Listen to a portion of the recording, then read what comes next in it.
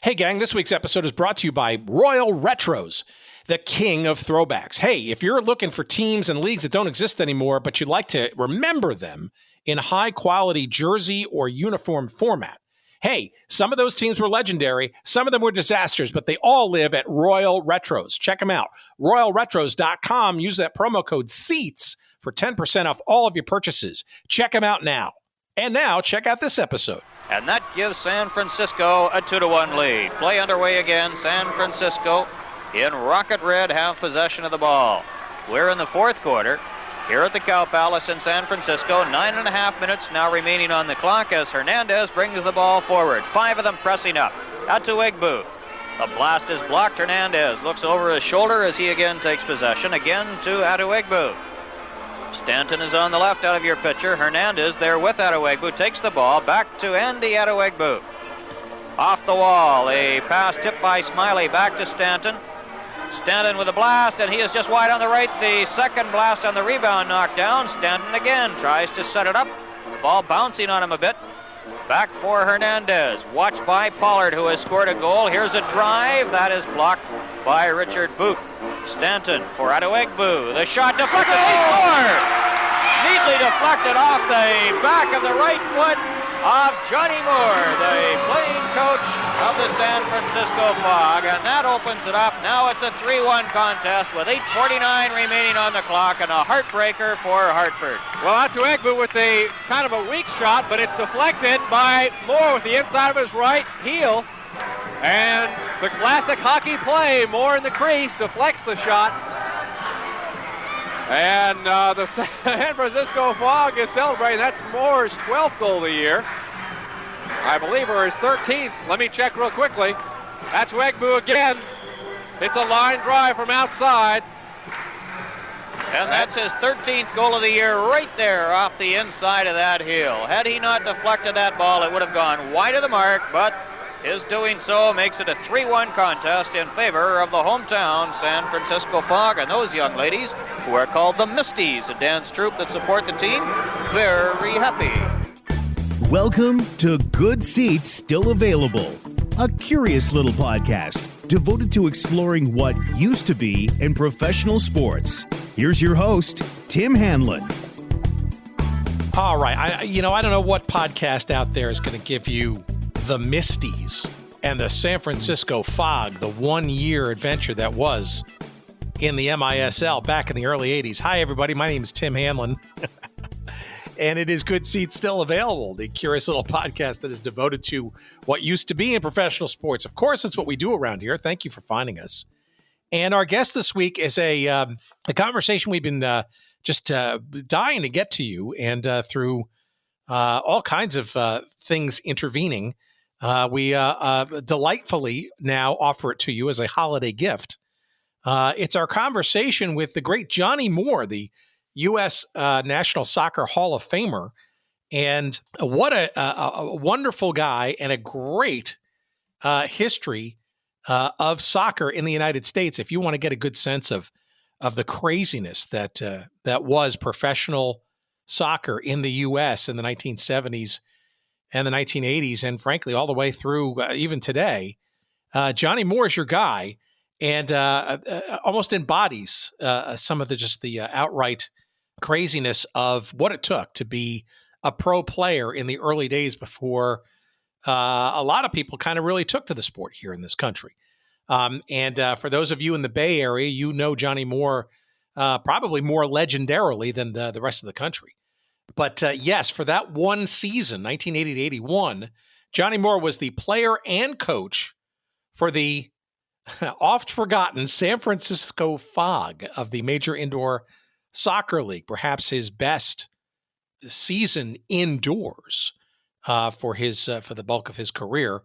32 goals that season, including that one that you just heard against the also ill-fated Hartford Hellions.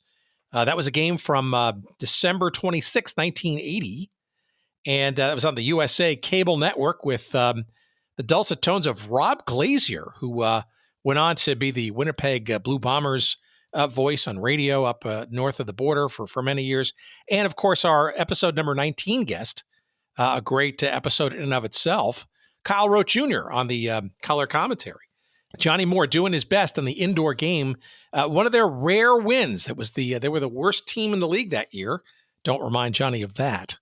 In the Cow Palace, if you can imagine what that must have been like. And there's a video of that game circulating on YouTube. You should check it out. That it's a head scratcher and then some, including the Misties, the dance team, and they even have a mascot which it defies description. You got to go online and watch it.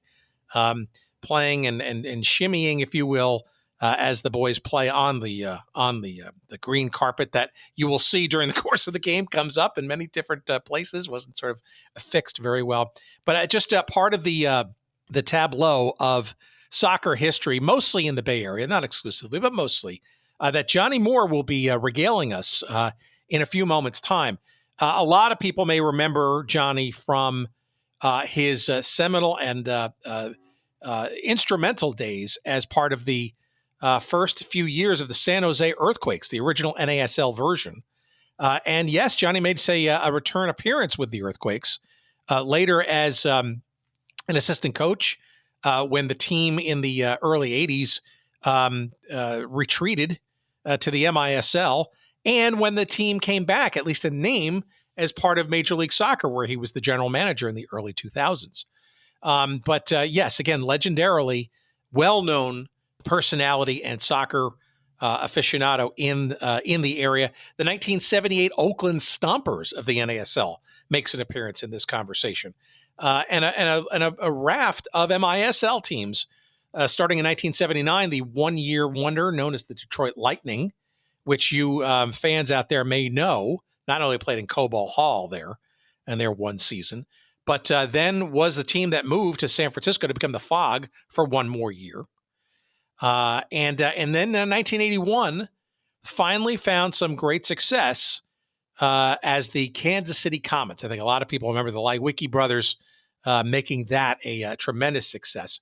Johnny only had one game and one goal in that Kansas City Comets appearance, and then he goes to the Phoenix Inferno, another franchise, which you may remember watching those games on the USA Cable Network, and the fire that would blast through the cylinders there by the goals every time the Inferno scored a goal. But Johnny was also, besides his indoor career, his managerial career behind the bench with the Fog, and two different versions of the Earthquakes, he also had an international set of coffee cups, making 11 appearances for the United States national team during the middle 1970s. But if there's anybody who understands the various ebbs and flows of the American soccer experience, it is Johnny Moore. He is a delight to talk to.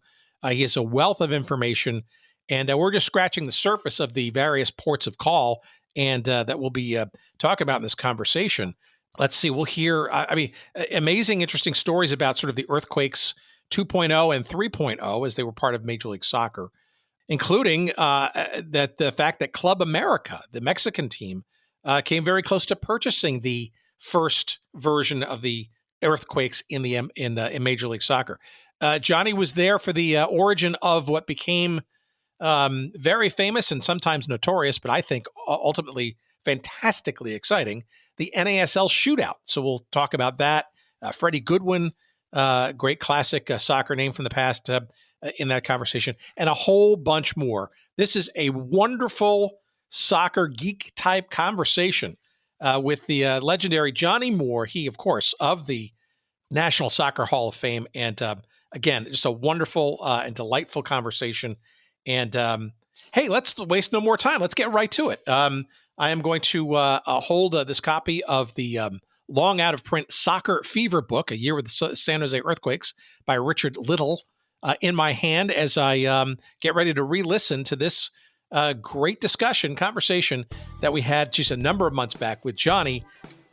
Please sit back, happy holidays, and enjoy.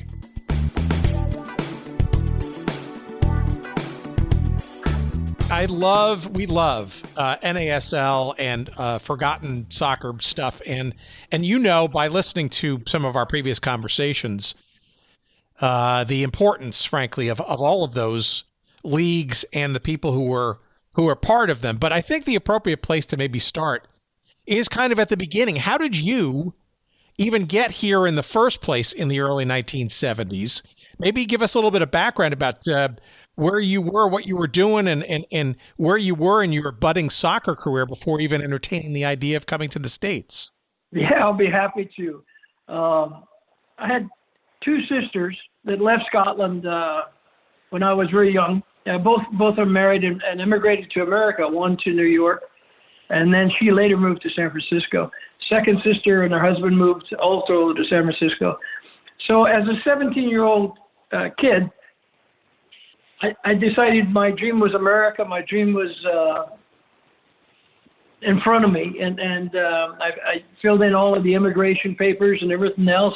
I guess about 17, and I moved here. I moved here as a cabinet maker, actually. 17-year-old kid, came through New York. Did you have a trade degree to that would give you that capability, or was that wishful thinking? No, I was an apprentice cabinet maker, and in those days, you actually come out of high school at 15. An apprentice, when you started a trade in those days, it was a 5-year apprenticeship, and you worked for the same journeyman, if you will. If you got a good one, it was great. If you had a bad one, it was a pain in the neck. But anyway, so I was like second year, going into almost my third year in apprenticeship. I loved wood. I still do to this day. And so, but I decided that, I lived in Glasgow, which is a great city. It was a great shipbuilding city. All of the major ships at that time, the Queen Elizabeth, the Queen Mary, etc. They were all built on the River Clyde, in Glasgow. So you served an apprenticeship, and for example, a cabinet maker as an apprentice on your 21st birthday, or your final year, if you will, you had to have built one complete cabin with all the furniture and all the beds and all the closets. And so it was a great way of learning a trade. And I saw myself, the fact that I love wood, I wanted to be in that trade. So I came over here with no promise of a job. I came over just hoping to make it. In fact, it's a funny story, but before I left, the men at work chipped in and bought me a saw and a new saw, a new hammer, and a new wood plane, all American, by the way. And when I packed the saw, I had to tape to the outside of my suitcase. So here's a 17-year-old kid coming into New York in through customs, and the customs guy said, "What's that?" I said, "It's a handsaw." And the minute my work chipped in for me, he said, "You have to unpack it." So I had to unpack this whole handsaw thing. He opened up the case, and there was a plane and a hammer in there and what. So that was my introduction to America. But I came across to California.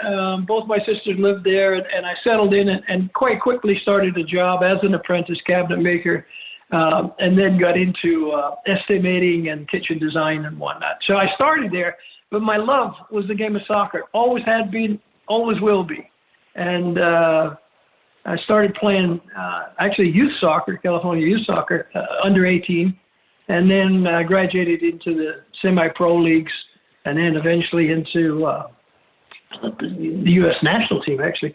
So that's kind of the history. I came here to make a living, and America gave me more than I could ever dreamed of. All right, well, tell me the late 60s then about your sort of youth and your soccer skills, right? This is also during a time when, although there were two professional leagues that were started up in the late 60s, I'm sure you were aware of them at the time, but I'm sure you also couldn't figure out a way that you could logically make a leap from playing in the youth leagues to even dreaming about playing in a quote-unquote pro league in the United States. Tell me what that was like. Were you aware of those leagues? What was your awareness? Yeah, in fact, we had a team in Oakland called the Oakland Clippers, who were a tremendous team and actually won that championship the first year. They won the national championship first year, 67. So I was in the games watching them, but I was playing and I could play, and I loved the game and I could play. And in '69, the Clippers decided to play against foreign teams. They decided they weren't going to be in the league and they were going to play against the champions of all the various countries. And they drafted me in. I say drafted. I got a phone call saying, we're watching you and we think you can play at this level. So I come in and my first game was against Dukla Prague, the champions of Czechoslovakia. Then we played Dynamo Kiev. Then we played Setúbal of Portugal, and then Fiorentina of Italy. By the way, So, a lot of those suddenly- teams, by the way, very active in that thing called the International Soccer League, even before you got here. Dukla Prague won a couple of times, I think, even that championship. It was basically an exhibition/tournament prior to these leagues even getting going.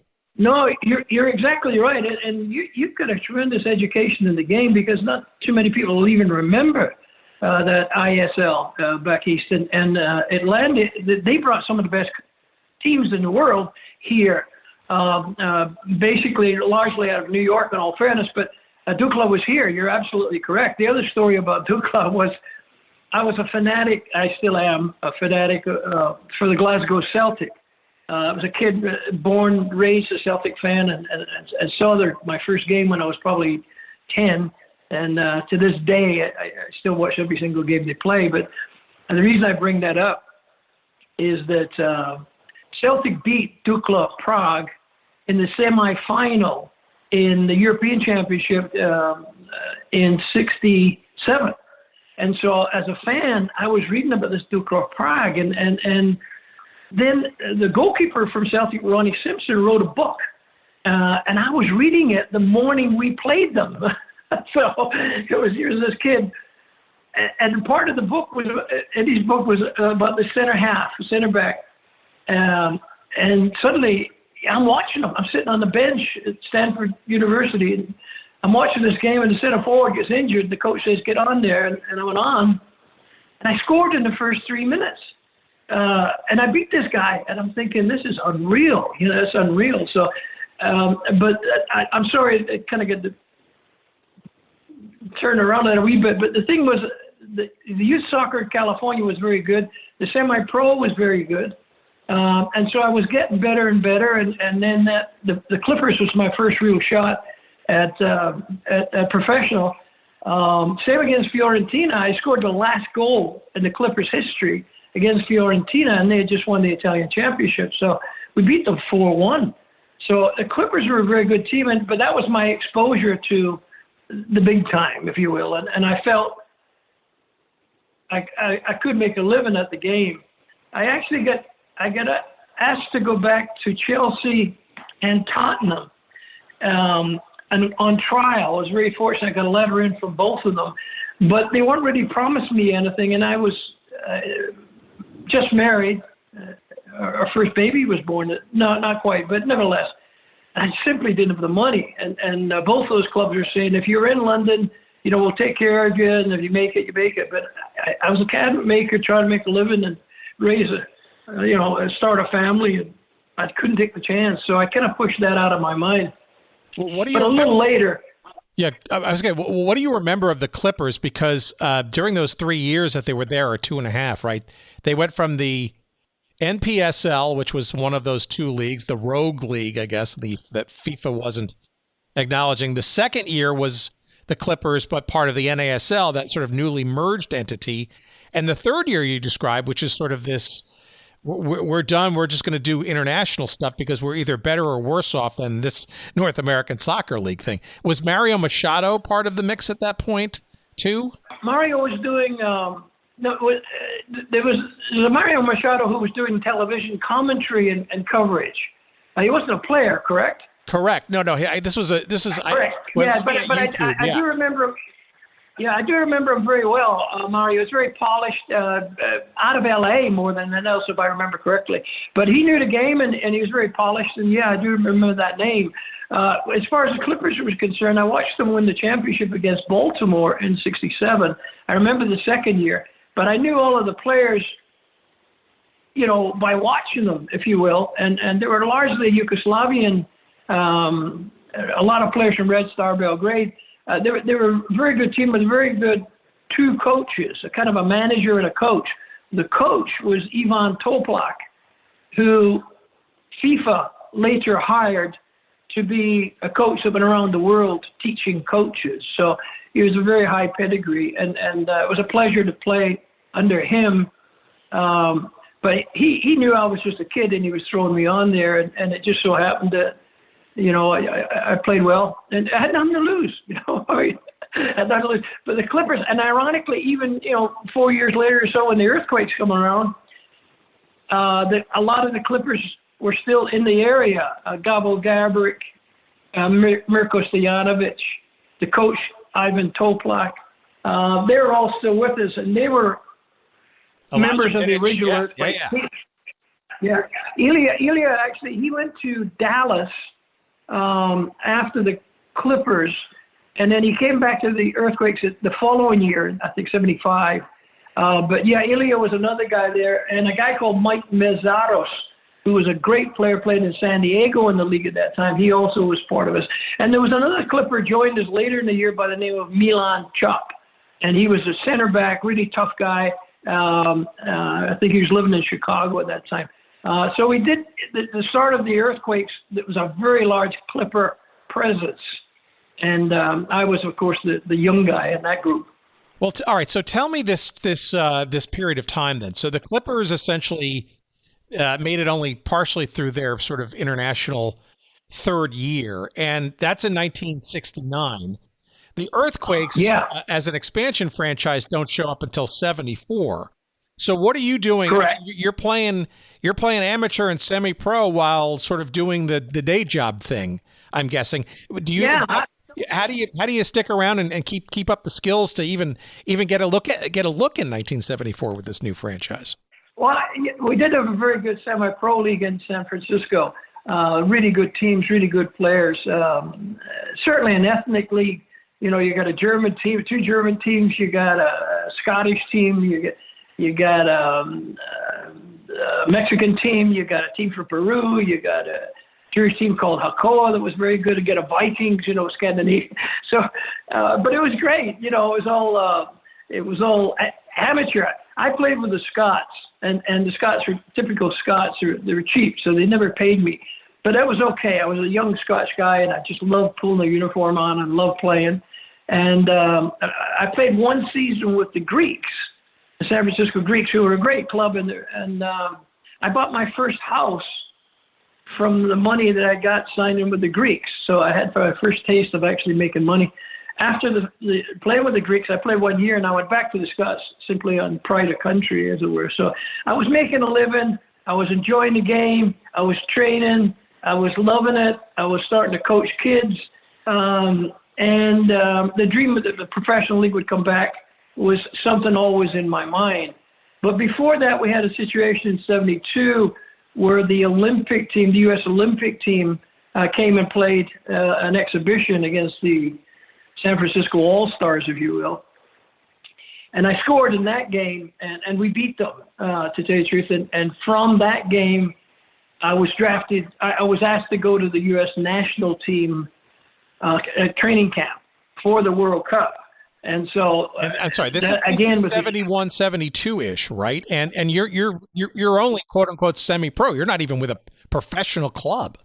No, in fact, I'm not even pro at that point. But the bottom line is that I played well against them, and the coach there was at that time, I think, Julio Menendez, San Jose State, but Detmar Kramer was out here at the time. He was another fabulous coach. But they sent word back to New York that there was this little Scottish kid out here that could play a bit. And so I was invited to camp. And I'm still working. My biggest worry was, could I take 2 weeks off and not get paid and go out to a camp in upstate New York, with guys that I didn't know. But I was fortunate enough to go out and play well, and I made it. And I was actually in the starting lineup in the first World Cup game that we played. So it all happened very quickly, my friend. But the bottom line was, I loved the game and I loved the country, and my drive was to try to make it in here. And my other dream was to see our game become a major game in this country. So you take all those factors, they all kind of just fell into place and fell into place and fell into place. Suddenly, my friend, I'm playing at Azteca Stadium. In the first game, the United States played Mexico in Azteca. And I'm walking out and I'm looking up at this crowd and this noise, and I'm thinking, man, this has been quite a few crazy years. Suddenly I'm here, So.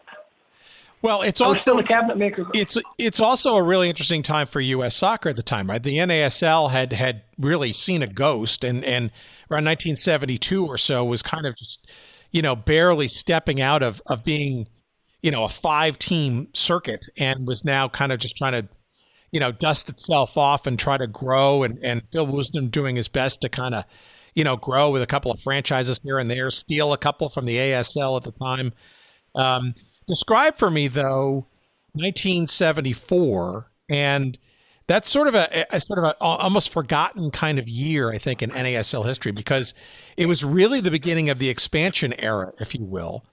And San Jose, right, becomes one of those expansion franchises. And just the fact that San Jose at that time would even be a city considered for a franchise. Tell me how that all came about and how you wound up becoming the first ever signee for that team. Well, what happened was that I think 74 was maybe the most important year for soccer in this country. Because, as you say, it was an expansion situation, and Phil was coming out here trying to get, a West Coast type thing which made it, nationwide, if you will. And Lamar Hunt and Joe Robbie and people like that were working really hard to make the league go. And we had a guy called Milan Mandaric, who was a successful businessman in San Jose or Santa Clara, and he wanted a franchise. And so Phil Wisdom come out here, and I believe Lamar also come out here. But the bottom line is, they figured that Milan was the guy, and they figured that San Francisco was an area, and they had LA coming aboard, and they had future plans for Seattle and Portland and Vancouver, and all of these things were happening. However, they wanted San Francisco, and we wanted San Jose. Tell us a little bit about that, because I think people outside the area don't sort of understand that at the time San Jose was very much a smaller, almost backwater area relative to the two bigger cities north, right? Absolutely. We had San Francisco and Oakland. We had the 49ers and the Giants, and we had the Oakland Raiders and the A's. And sports were all up that end of the bay. San Jose was this little town down at the bottom. But the electronic industry had already started. The computer industry had already started, all of it in the South Bay. So families were moving there. Houses were being built. Communities were being built. San Jose was a very attractive city for a new franchise in our minds. Now, we also had started youth soccer from the Clippers days, and suddenly we had, thousands of youth kids playing in places like Pleasanton and Livermore, which are, again, outbound cities, but closer to San Jose than San Francisco or Oakland. And San Jose had a lot of youth soccer starting too. So we figured that was the spot. So Milan hires a guy called Dick Berg from the 49ers, and Dick Berg is a very, very sharp young fella who had sports promotion in his mind and a different way of looking at it. And his concept was that you have to have players meet people and turn them on to the game even before the people buy a ticket to the first game. So Milan, a representative of Milan had called me, and I went in and met with them, and they wanted to sign me actually about 6 months earlier, but as I was a national team guy, but I was worried about making a living in the game. Was it safe? I had a son. My first son was born by then, and was it safe? Could I make a living? And so make a living playing the game. And so my deal was that I said to both Milan and Dick, I'll only sign a contract if you get me into the office and teach me the business side of it. because I was really interested in doing that. The other thing is the cabinet maker business was a very tough business in those days because guys were always losing their fingers. It was every time you shook hands with a man, he had 3 fingers. So I was wanting to get out of it, and so Dick decided, Milan hired Dick, and Dick hired me, and we went into the big hotel near the airport in San Jose and moved out 2 beds and put in 2 desks, and we started the club right there.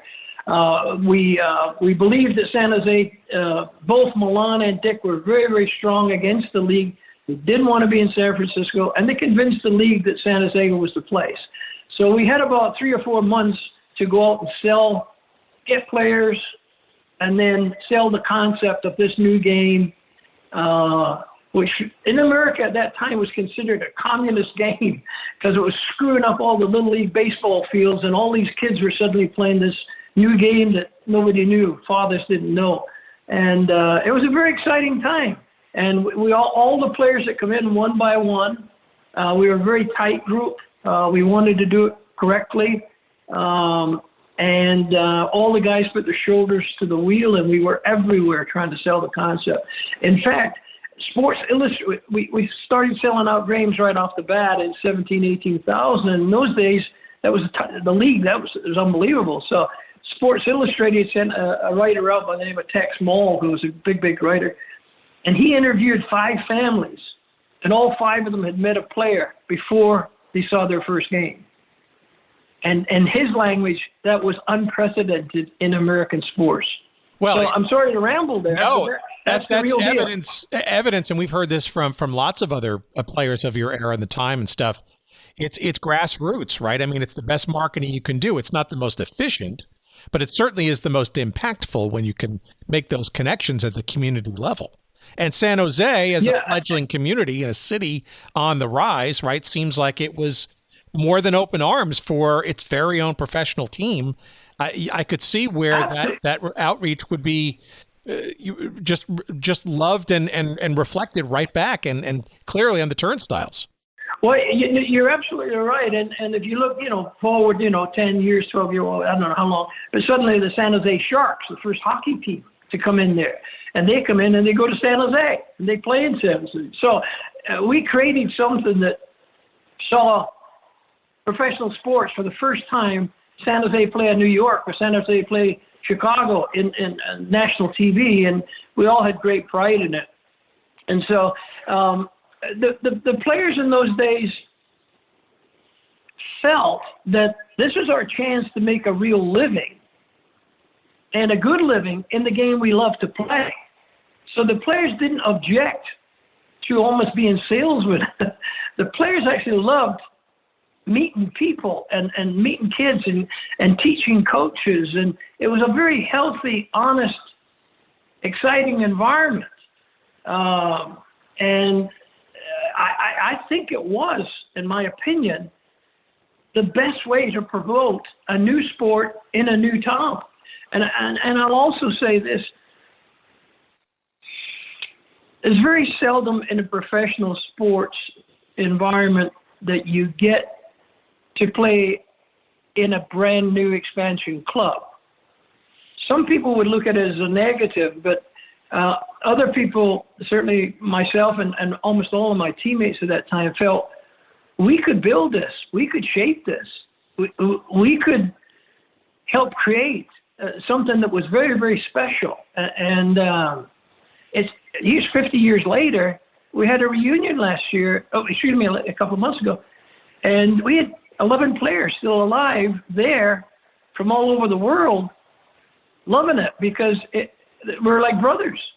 So it was something more special than just a job. It was something more special than fame or fortune. It was something that we loved the game and we had a chance to sell the game we love. Well, tell me about those years, 74 through 77. You played. You were the first one signed by the team, and it was almost emblematic, I think, of the league and its success during this period of time. I think arguably the other team that might have gotten as much attention around that era was probably the Tampa Bay Rowdies, which ironically came in 1975, the second year of your franchise. And the irony, of course, is the championship game was decided to be played there at Spartan Stadium. We consider that an honor too, because the league looked at San Jose after the first year. We made the playoffs in our first year, which was great for the club, and try to set the table for the second year. But the league looked upon it and said, let's do the soccer bowl there next year. San Jose led the league, and Tampa was this growing kick in the grass type mentality. They were out there. And Portland was the same, by the way, and very, very similar in Portland. And so, amazingly enough, that final was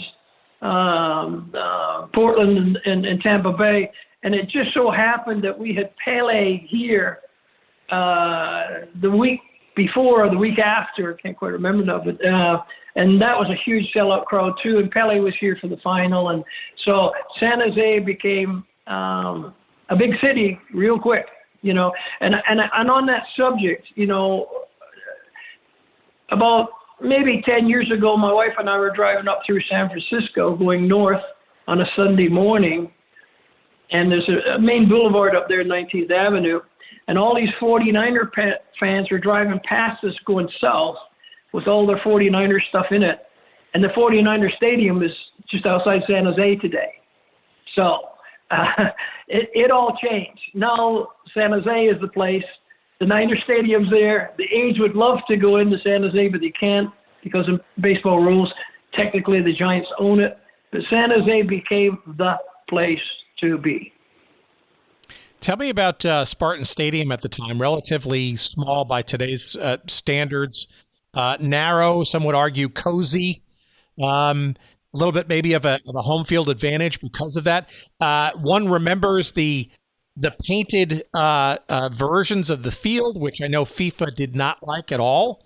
The sort of exploding or earthquake stressed soccer ball in the middle, and the colored penalty areas and that kind of stuff. Do you remember that kind of stuff? It seems like the team was trying to take some chances and trying to really stand out. Yes, I'll tell you the background on that. Dick Berg was so successful in San Jose that Lamar Hunt hired him to go to Dallas, and Dick did do that. The second general manager that came in right after Dick was a gentleman by the name of John Carberry, who unfortunately is no longer with us, but John passed away a few years ago. But anyway, John he came out of baseball, and he had a different look at it than Dick did. And one of his ideas were the guy should wear white shoes. The Oakland A's had this deal with white shoes at the time. But the other thing was we paint the field, and we paint it in earthquake colors, which was red, white, and black. And we paint the whole penalty box red. And to be perfectly honest, when it came to calls where it's a penalty inside or outside, it was very clear because you knew where the penalty area was for sure. The kit men hated it because there was paint stains on everybody's gear, you know, that you always fought to get off. But it was a very attractive looking field, and it brought a lot of national attention and whatnot. But FIFA in those days were FIFA, and you had to fight for every single change that you saw as an improvement. And people around the world who vote for FIFA in the rules situation, they were very hard to change anything. If you look at I have to say the other change at that time was that for a win, the game was a very defensive game around the world, and coaches on the road always played for a 0-0 tie. The people will deny that, but that's just the truth. They went on the road and tried to win 1 point. You got 1 point for a tie, you get 2 points for a win. We come up with the idea of 6 points for a win, 3 points for a tie. Big difference between 3 and 6. And then we also had 1 point per goal up to maximum 3. So you could get 9 points for a game. And our thought was, let's make this game attacking. Let's make this game attractive. And that actually eventually caused FIFA to change. And now, and all over the world, you get 3 points for a win and 1 for a tie. That changed from the old 2 and 1. And now coaches all over the world can't afford to sit back. They've got to go and try to win a game. A tie doesn't get you much. And when the league is decided in the last 2 or 3 weeks of the season, all over the world, those ties are looked upon as points thrown away. So we were making changes. I absolutely love that. I guess Ron Newman, got coined or termed or saddled with that scoring system or some variation of it. But to me, and we've had Paul Gardner on this show. He thinks that was probably the best innovation that the NASL brought, and that literally doesn't affect the game in terms of integrity. It does affect the play in terms of encouraging people to play the game, and even if they're losing, to still go and attack and maybe snag an extra point or two with those goals.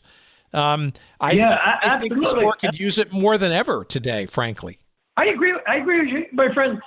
The other rule that we brought in was that shootouts, and John Carby was involved in that, and him and I went to a league meeting in Minnesota, and we brought up a shootout, a better way of deciding a tie, rather than penalty kicks.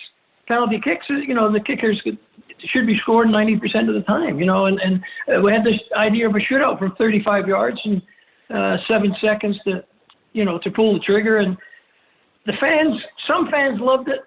A lot of fans hated it, especially if their team lost.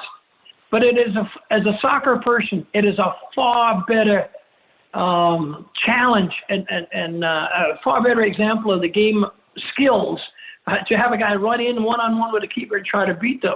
And that basically came from hockey. When you see a guy going in on the keeper at hockey, one-on-one, and it's far better than the fella stepping up and smacking a ball from 12 yards out.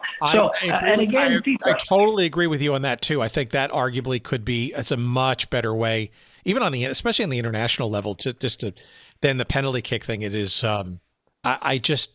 it's kind of like, I'd rather you flip coins than take penalty kicks. I mean, at least inject a little bit of skill into the mixture. I'm not saying it's not a skillful art to save but it's a heck of a lot more, adventurous, I guess, and a little bit more fair, perhaps, to have that 35 yards in 5-6 seconds or so to try to make it happen. It's more exciting for the fans too.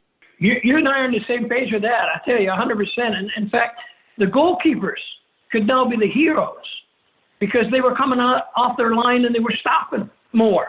And the goalkeepers had a chance, and the Americans in those days had good goalkeepers. There was a lot of American goalkeepers, and so we were making people like Shep Messing and whatnot a name, and Shep was a name anyway. But it was great. I think it was honestly, I believe it was a great rule. But in fact, I'll tell you a very quick story, not to bore you, but a very quick story on that. I went to John Carby and I went to his general manager's meeting in Minnesota, and we proposed the idea, and the general manager scratching their head, well, what would it look like? Would it be 5 seconds? Would it be 10 seconds? Well, the coach in Minnesota was a guy called Freddie Goodwin. And Freddie was a goalkeeper, I guess, when he played. But anyway, we agreed that me and Freddie would go out in front of all the general managers, and we would try it. We went out on the field after the meetings, and we ran 10 seconds, and then we ran 5 seconds, and we ran 7 seconds. I was one running in, Freddie was in goals.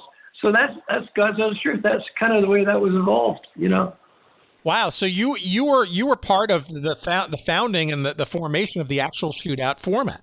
Absolutely. Yeah. And again, I was always an attacking player with attacking mind and a flair to hopefully entertain the fans. And I just think that shootout was great. Unfortunately, a lot of fans to this day, some of my best friends disagree, but I still to this day think it's a better way to determine a tied game. No, I agree. And there's absolutely that. Now, we could probably have a more heated argument about the 35-yard line. What did you think about the 35-yard line in the NSL? That was later on. That wasn't in those years. It came a little bit later, right?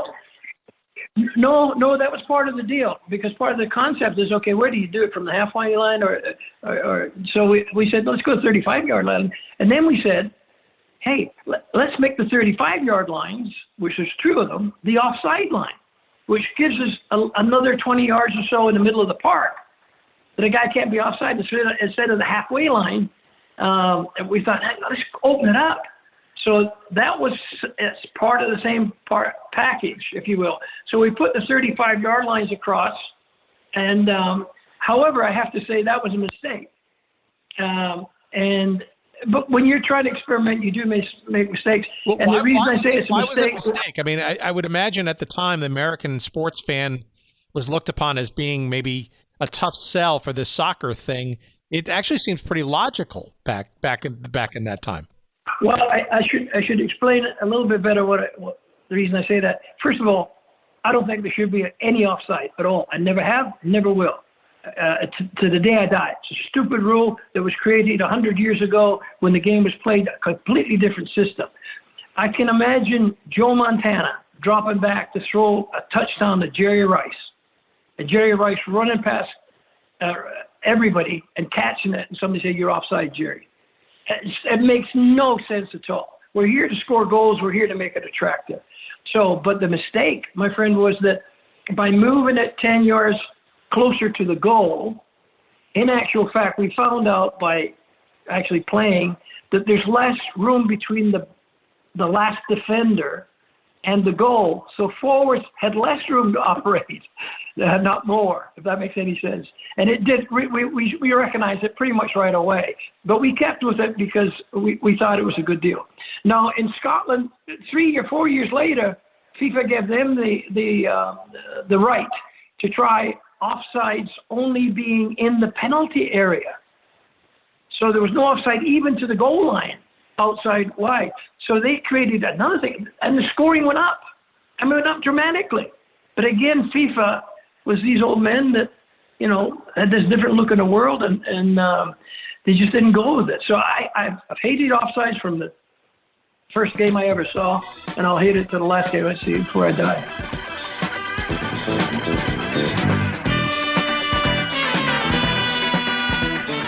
All right, what's this? Royal Retros. All right, longtime fans of this show may remember a little site that we used to promote the heck out of called 503 Sports. Well, not only are they still around, they are now known as Royal Retros. RoyalRetros.com, the king of throwbacks. And like the name implies, the highest quality jerseys and hats and apparel and all kinds of stuff related to various teams and leagues and situations that we love to obsess about here on this show. And I'm talking about getting jerseys with your name and number on the back of them, customized to your liking for the WHA or old NHL hockey teams that may not exist anymore. Perhaps it's a Federal League team from way back or a Negro League team. Maybe you're just enamored with the various football leagues of the past, like the Arena League or the All-American Football Conference or the original UFL, United Football League. Yes, you can get all of those teams in all kinds of colors, away jerseys, home jerseys. You want to put your name on them. You want to make sure you got the official patch on the side. All of those things and more at RoyalRetros.com. And I'm not kidding, friends. You go there, you want to find that Cleveland Barons jersey to wear and show. Hey, you're maybe a Colorado Avalanche fan and you want to represent the Quebec Nordiques from where they came in the arena to show your heritage and your love and knowledge of the history of that franchise. You can do that and more. And I'm talking across football and basketball and baseball and hockey and you name it. All kinds of great stuff for you to find and buy and purchase and wear proudly from Royal Retros. That's RoyalRetros.com. And of course, we have a promo code for you. We want to save you money from all these great things. And here's that code. It's SEATS, SEATS, promo code SEATS for all of your purchases at RoyalRetros.com. Check them out. You'll be glad you did. We love them. And our friend Destin Alameda there out in Portland, Oregon, we appreciate his and their sponsorship of this show. And now, back to our conversation.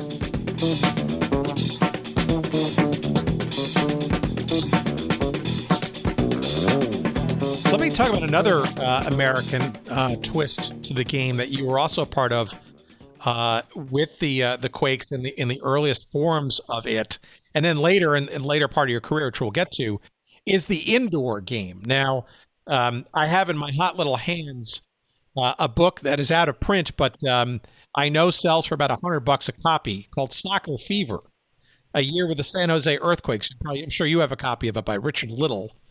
And Yes, it yes. starts off with the 1975 indoor season. And to see these pictures of the Cow Palace and these not even, I mean, they're kind of, and the goals, which are barely waist high, but pretty wide, and the chicken wire around, which we've heard of from some of your former teammates, Paul Child in particular.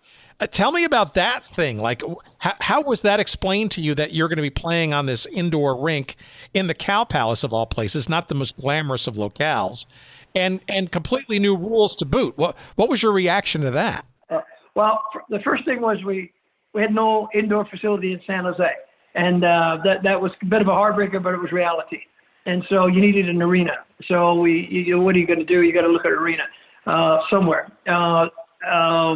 By the way, it's another reason that the Sharks, when they came, the city built an arena for hockey. So they realized that even back then that San Jose was losing a team that was now traveling, 50 miles up the road to play at home games. So the concept was the indoor concept. Honestly, I loved it. I thought the indoor game was great. I thought the indoor game was a fabulous thing for the American players, because a lot of the European players at the end of the seasons and the NASL were going back to their big clubs back home. And, some of them, I hate to say this, but some of them, their heads were already turned come the last 2 or 3 games. And those were the championship type lead-ins. So for the American player, and by the way, it was always our dream to build the American game and the American player. So for the American player suddenly to not be playing indoors, it was another season, and it was more money, and there was a chance. And the American guys were far more physical, and they knew hockey, and they knew, all pace, and they knew it was a better deal for them. And so I felt that the indoor game, I'll be honest with you, I loved it, and I will always love it. I thought later on when Major Indoor Soccer League came along, I joined it because I spent four years in it. I loved it. I think it was a great thing. In regards to the book, yeah, we played at the Cow Palace, and the goals, we kind of thought them up. How could we do this? And the only way to do it really was build that kind of a square thing. Later on, Major Indoor Soccer League changed that completely and made it very attractive. Those days, it wasn't glass. It was chicken wire. You're exactly correct. But it was great. And the Earthquakes won the national championship. We had a very, very good team. We were fast. Guys like Paul was tough. Archie Rovastoff, Manny Hernandez. There's a lot of real quick players, skillful with the ball. And I loved it. I think anybody that knocks indoor soccer, to me, they get an argument back real quick, because I think they could have done it. I believe that the NASL later was threatened greatly by the indoor game and killed it. I believe that they killed they actually joined and merged, but they did so half-heartedly and killed it. And again, that was competition for players. All right, I want to get to your indoor career in a minute, but I do want to talk about your one-year journey with the one-year wonder that was the Oakland Stompers. Now, we've never really had the opportunity to talk about the Stompers. We've been dying to get Shep Messing. He kind of waxes hot and cold with us. Just when we're getting him to say yes, he says he doesn't want to do it, and someday we'll get him. But I do want to hear your take on this franchise. And, you had spent, 4 seasons with the Quakes, one of the originals, actually the original Earthquake. How do you wind up getting, cast off to the Stompers, and why did it come and go so quickly? What happened there was that Dick Berg was in Dallas, and Milan and him always talked to each other all the way through. And Milan wanted Dick back. And Dick saw the Oakland Coliseum as a much larger stadium than Spartan. We'd already built a soccer following. The crowd was there. And Dick, I think, convinced Milan that Oakland was the place to play. Not to move the Earthquakes there, but to create a new franchise and have a rivalry similar to the Raiders and the 49ers. So what happened, and I'm going to tell you this, and I've never ever said this ever publicly. So you, I'm telling you the way it happened. Breaking news for something from 50 some odd years ago. Great, go Johnny, I love it. Yeah. I was a general manager in '77. It was the most successful season we had in San Jose. Milan sold the team to a buddy of his by the name of Tony Kovac, and Tony and I never really kind of hit it off, I have to say. But anyway, Tony took over. Milan went up to Oakland, and Tony. I met with Tony first day, and he said to me, "I want you to run the club. I'm not going to change anything." And I said, "Well, you're going to have to pay me because at some point here I'm not playing. I'm just going to run the club." But so he said, "I don't want to change the budget, and I don't want to do this." I said, No, it doesn't work that way. We've been very, very successful. So we had a disagreement on money, and I'm an old hard-headed Scotsman. You don't mess with our money, so the day that they announced Tony as the new owner, he had to announce my retirement. Well, he had to announce that I was resigning. I should put it that way. So not the end of the world. So I ended up. So I wanted to start another business, and I kind of started that business. But right away, I got a call from Gabo, the coach, and he said, "John, I want you to come play. Forget all the general managers and stuff. Everything else, come just play." And so I went over and I met with him, and him and I agreed on the contract. And I had to leave immediately from the office to practice. Didn't even sign the contract. I left with him, and him and I went straight to practice. And I broke my foot in practice. And Tony Kovac, the owner, refused to honor the contract, even though it was verbal. So I decided that, okay, I'll train, I'll get fit, I'll get past this, and then at some point he refused to pay me for the 6 weeks I was training and try to get myself back. So after 6 weeks, I said, pay me or let me go. And he said, well, we're not sure if you're going to. I said, let me go. And I called Dick Berg that day, and Dick Berg says, get up here. And I ended up with Oakland. So that's what happened there. I've never told the story because I never wanted any of the media to hurt our game in any way or show any negative side of San Jose and the Earthquakes. So I went up there, and I enjoyed it, but I broke the foot again. And then I came back in the very last game of 2 games to go in the season. I played on the Wednesday, and then I played the last game of the year against the Earthquakes in San Jose, and it was a bloodbath. And when you have Shep on, I'm sure Shep will tell you the whole story there. So that's what happened as far as me ended up in Oakland. Anything you remember besides, obviously, breaking your foot, obviously easily remembered, but anything about sort of that team, the Coliseum? I mean, my understanding was that in 1978, the 1 year that they were there, the Oakland A's, the baseball team, that franchise, they were averaging just barely over 7,000 fans a game. I think the Stompers were actually near 12,000 a game, and you guys even set at the time a record for your first game when you guys played the San Jose the Earthquakes in April of '78, the first ever game, like attracting 32,000 fans. It seems like you might have been onto something there for some period of time, but it didn't last very long, now did it? What happened, my friend, was that unfortunately Dick Berg's mother passed away, and it shattered Dick.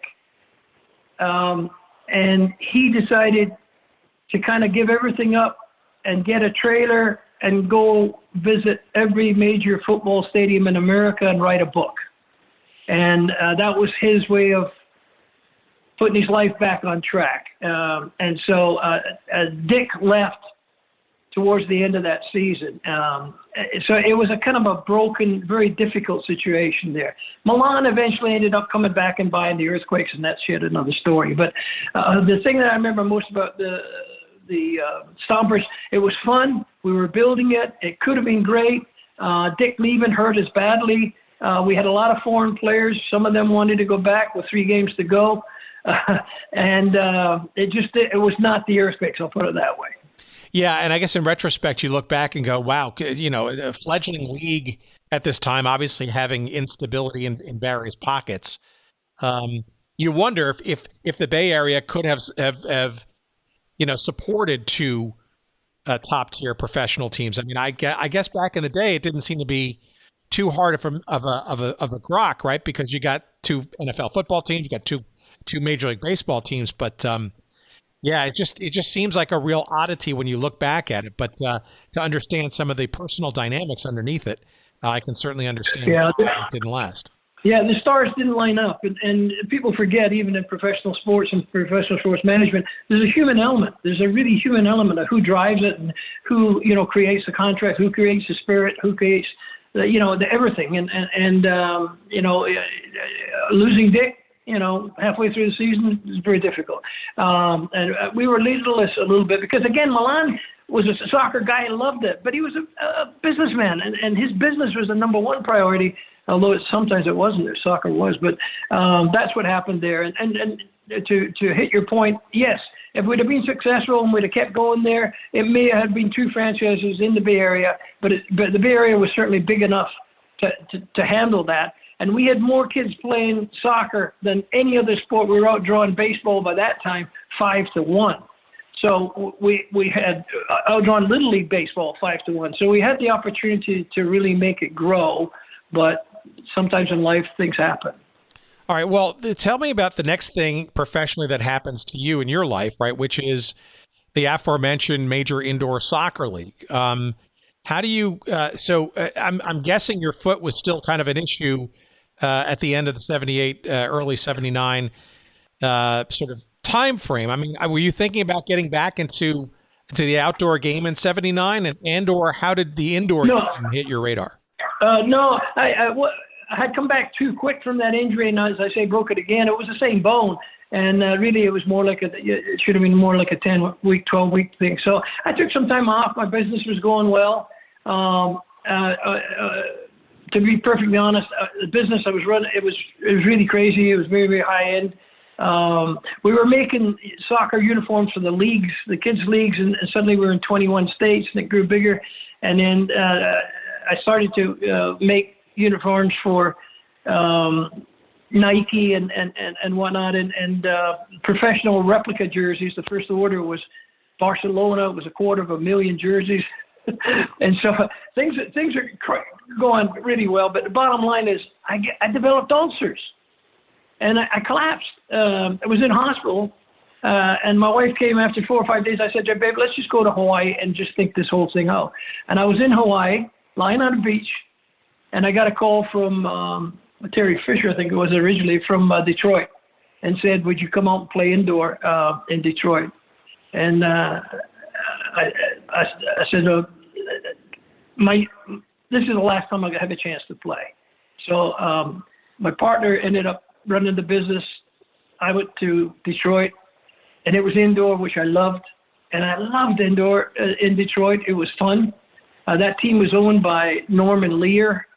Yeah, people forget that. Yes, as well as Jerry Parencio, who was also the Univision founder.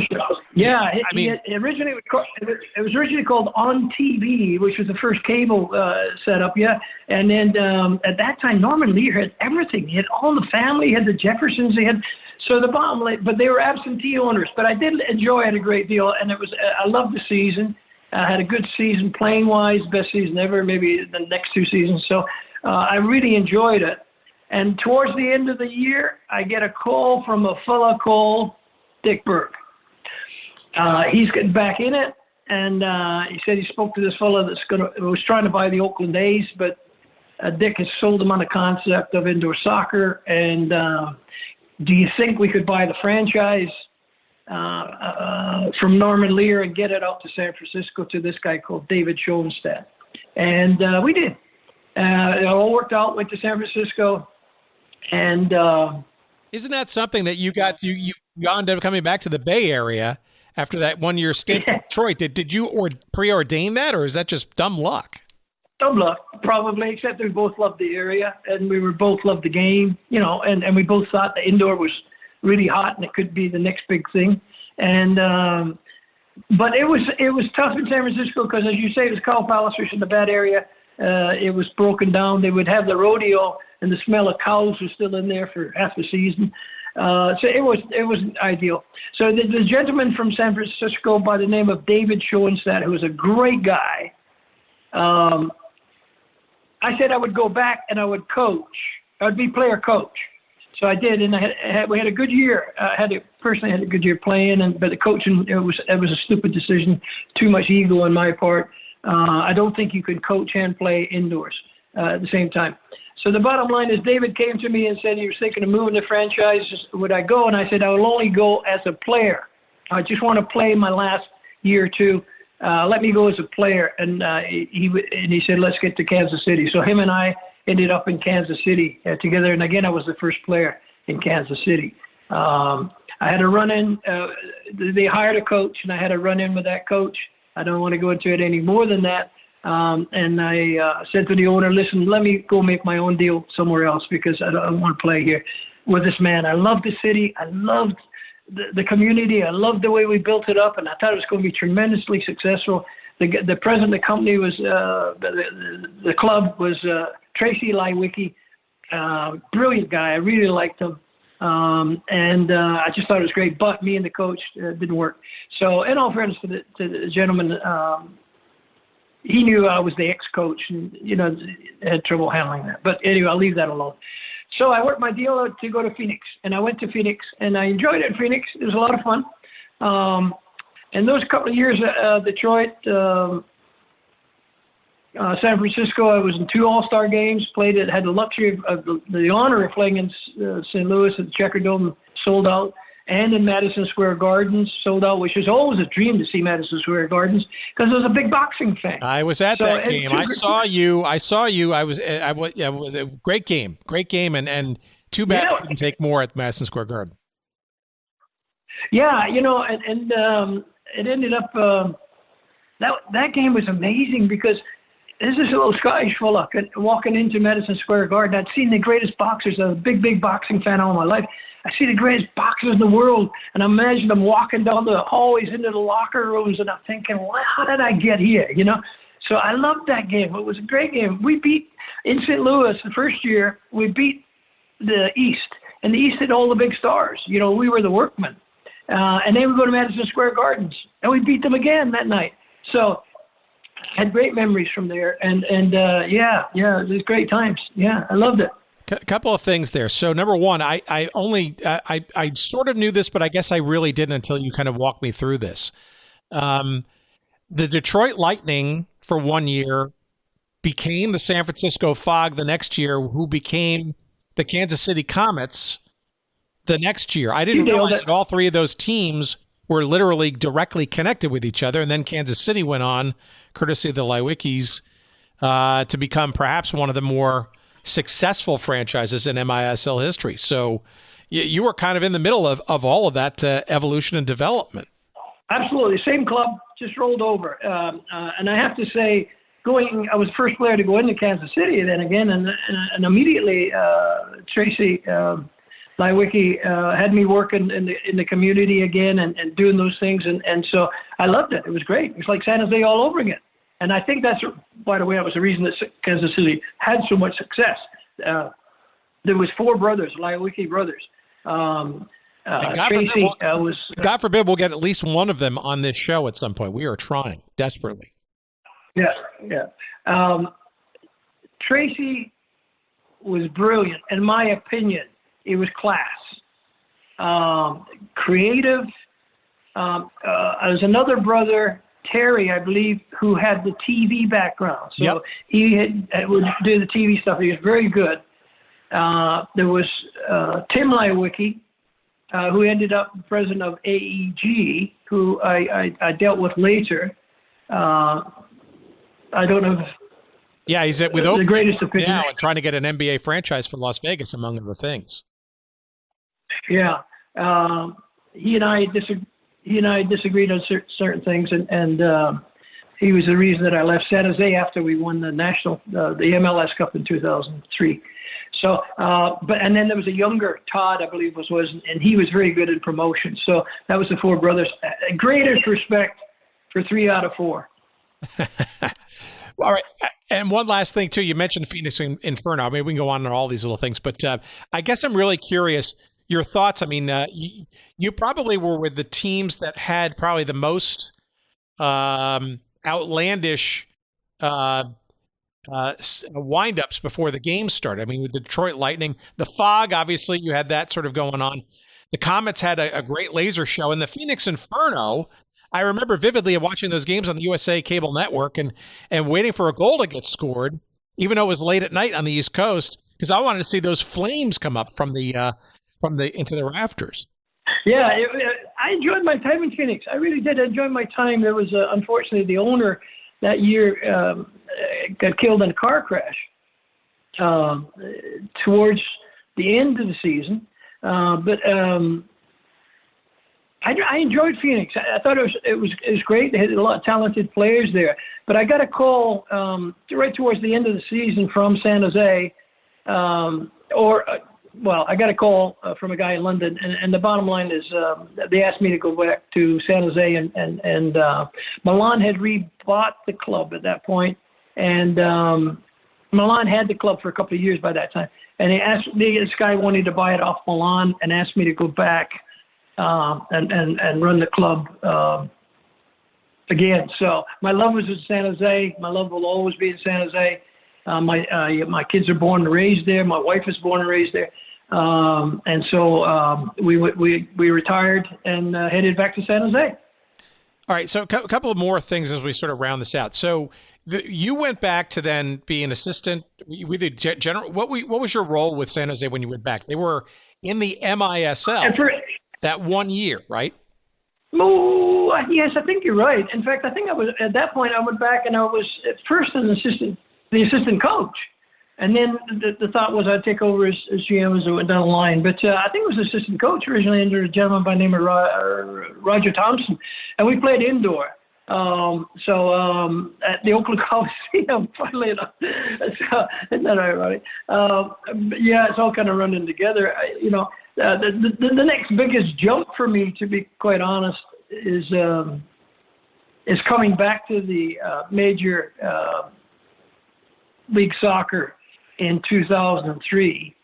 And I spent my last couple of years as general manager there. We won the cup in 2003. Yes. So describe that too. So, I mean, again, the 1 year that I was sort of double clicking on there for a second was when you were assistant coach there with the Earthquakes indoors. That was that sort of weird 1 year where a bunch of NASL teams became MISL teams. That was Chicago, San Jose, and I forget the third one. Might have been the Cosmos, I think, actually, that year, if I'm not mistaken. And then the NASL decided, okay, maybe after we'll go back and do our own indoor league again. And of course, it was kind of little too late after that. But that had to be a really just bizarre time to be in the indoor game because you had both leagues kind of fighting for it, and it was getting a lot more traction on the outdoor game and that kind of stuff. Did you see the indoor game kind of taking over, if you will, for the outdoor game? And did you worry in the early 80s that maybe the outdoor game was endangered as it ultimately became? No, I saw it as a kind of a 2-season deal where young American players could come up and get 12-month employment and could turn out to be a really good indoor player or a really good outdoor player. It didn't matter. But the clubs had, in essence, 12-month seasons, if you will, a little less of that, obviously. But I saw it as a great opportunity. And my heart of hearts, I thought if this indoor game gets promoted correctly, yeah, it maybe could take over the outdoor. But I guess I would put it this way. I remember the first indoor game. I was the assistant coach, and there was the Earthquakes. I can't even remember who we played. We were in, it was an MLS major indoor soccer league team. And we're in the pregame, and the coach said to me, you do the breakdown of the other team and whatnot. And so I did that with the players. And I told them. And we had very good players. We had George Best, Chris Dangerfield. He had a lot of really good players inside. And I told them, I said, I'm telling you what, gentlemen, you're going to walk into this game. You're going to think you're going to win it because the NASL is big league, and you're looking at this other league like it's the guys didn't make it. But I got to tell you, completely different game. And these guys will hammer you tonight unless you're prepared mentally to get yourself ready. If you don't do your shifts correctly, if you don't get on and off, you get beat. I'm telling you right now. And they did. You get beat. And it was a wake-up for everybody. So that's a roundabout way of answering your question. But there was the guys that were playing in the MISL wanted that indoor game to become the game. Yeah, and obviously, history and all that is hindsight, right? But it was pretty incredible how the NASL just kind of nosedived as the 80s sort of wore on, and then basically just collapsed. And all that was left was this indoor game, which is ironic, interesting, intriguing, and a little bit dispiriting. I think especially people who live through, like you did and me as a fan, of this boom that the NASL was just prior. And there's no question that the indoor game was more exciting, fun to watch, higher scoring, but there's a little bit, even though the excitement was still pretty palpable in the mid-'80s for the indoor game, you just knew that it wasn't going to be the ultimate, sort of long-term solution for the game in this country.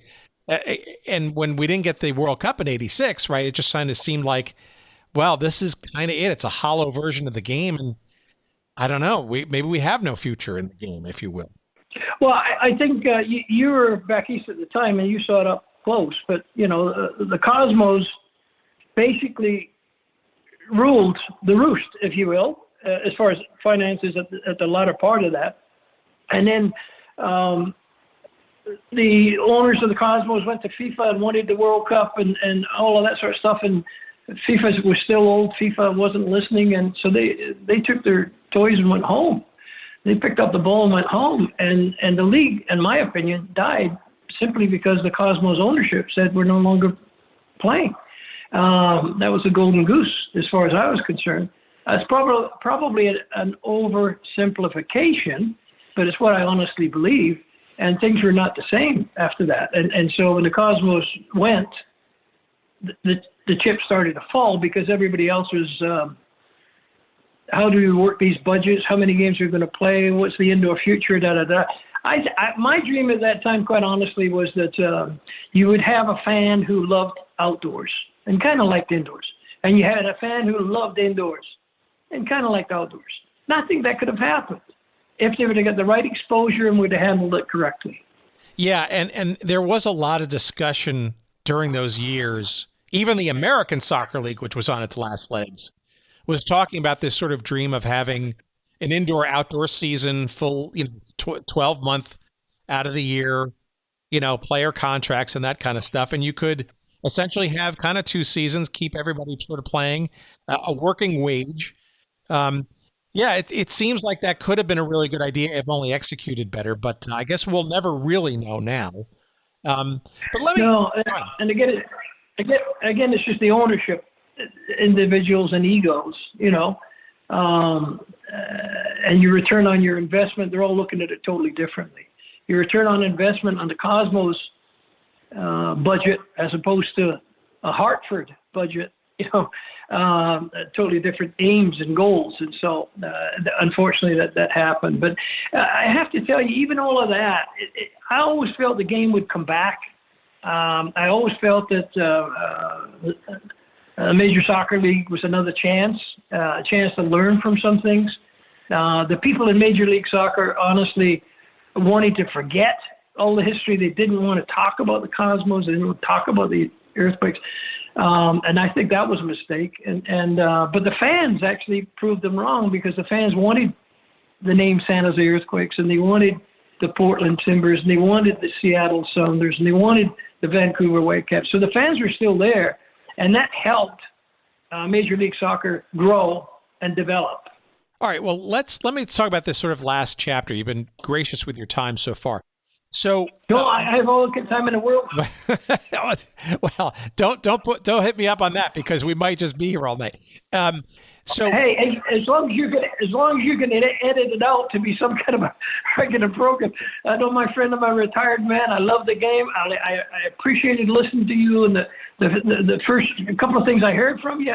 You've got a wide range of interests. You've got great knowledge of our game. Man, I'm happy to be talking to you. Well, you're kind to say that, but I hope I won't further disappoint. So Tell me about, so you're out of the game essentially, out of that indoor earthquakes experience. You're professionally out of the game for a number of years, right? You go on to do other things and in software, Apple and that kind of stuff. And I tell me in 1996 or even the year before that, the 94 World Cup, obviously hugely successful. I'm sure you were a part of, or at least a huge fan of that. But when MLS starts in earnest in 1996, and San Jose has this thing called the Clash as part of its start, and the first ever game, which I was at too, where was Johnny Moore? Were you pining to be part of this at all? Or were you like, this is great, I'm just going to be super fan, and I got my career going elsewhere? I would answer that this way. I was a working man. I had a working man's mentality. I was fortunate enough to come to America and learn a different way of looking at things. But making a living and prepare and taking care of your family was always number one. So I get into the computer business when I left the game, and I loved it. It was like it was the early years of personal computers, and I worked my way up to Apple. But I was there about 10 years. I loved it. It was like I didn't feel like it was a job. It was a great experience. I was in sales at Apple. My two main customers were NASA and Lockheed, who were the two huge companies in our area. And I learned so much, and it was just fabulous. And Apple let me travel all over the world and give me great experiences that were beyond. So I loved it. I made a good living, and but in my heart of hearts, somewhere down the line, I didn't think the earthquakes had been running correctly. And I always thought that if the chance comes, I would get back in it. And so... were you nibbling around at all? Were you putting out any feelers, like during the Clash years, and change to the earthquakes name and stuff? No, it was kind of the opposite, to tell you the truth. I actually met with the general manager of the Clash, a lady by the name of Lynn Perel. She was very sharp, actually, very good. And she called me up one day and said, "I've got all this young staff and whatnot, and I wonder if you would come in and meet with our staff and try to explain how you did it first time around." And I said, "I'll tell you what, I will. I'll be happy to. But I'll also bring in Mark Demling, because Mark Demling was in it from the first day as well. He's our first round draft choice. And he signed up for the program, and he knew what it meant to get into the community and build it, and build fans and build tickets. And so we both went in and we met with them. And there was maybe a group of, 12 people in the club, and it's director of sales and salespeople and ticket sales and sponsorship sales and all. And we went through this whole spiel. And she was really impressed. As I heard later, the young folks weren't. They were like, "Who are these guys telling us how to do this thing?" But anyway, she was really impressed. But the last question she asked to close the meeting was, "If you were me, what would you do to change things?" And I said, "Bring back the name Earthquakes." It was the stupidest idea in the world not going with that name. You alienated fans in your own city, and the Earthquake name had a great reputation for building the game. Change the name back.